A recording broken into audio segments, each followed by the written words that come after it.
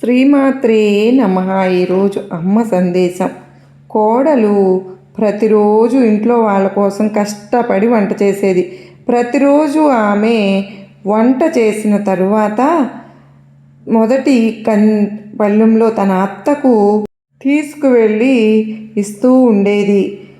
అత్త ప్రతిరోజు అనుకునేది, దేవుడా, నాకు ప్రతిరోజు ఆరోగ్యకరమైన భోజనాన్ని ప్రసాదిస్తున్నా అందుకు కృతజ్ఞతలు తండ్రి అని.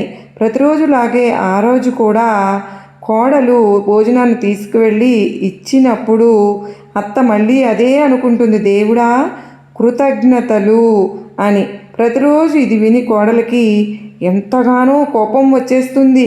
ఆమె అనుకుంటుంది, ఈ ముసలమ్మ చూడు ప్రతిరోజు దేవుడికి కృతజ్ఞతలు చెప్తుంది, కానీ నేను కదా కష్టపడి వంట చేసిన నన్ను మాత్రం ఒక్కసారైనా మెచ్చుకోదు అని.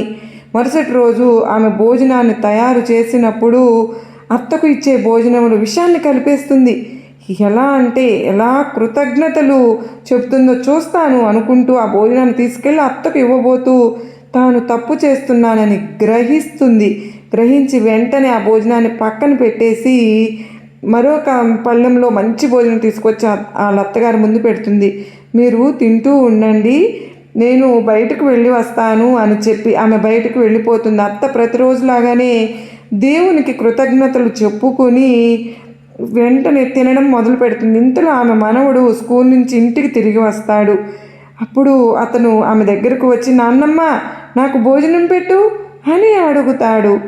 ఆమె నవ్వుతూ పిల్లాడికి భోజనం పెడుతుంది. కాసేపటికి కోడలు కూడా ఇంటికి తిరిగి వస్తుంది.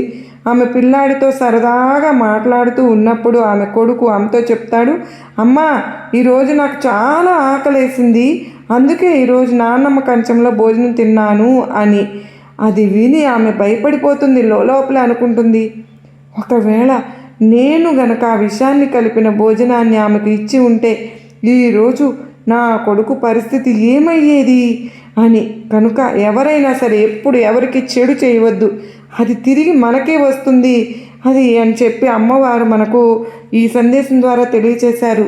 నిజమే కదండి, మనం ఏం చేస్తే అదే మనకు ప్రతిరోజు తిరిగి వస్తుందని మనం అమ్మ సందేశాల ద్వారా తెలుసుకుంటూనే ఉన్నాము.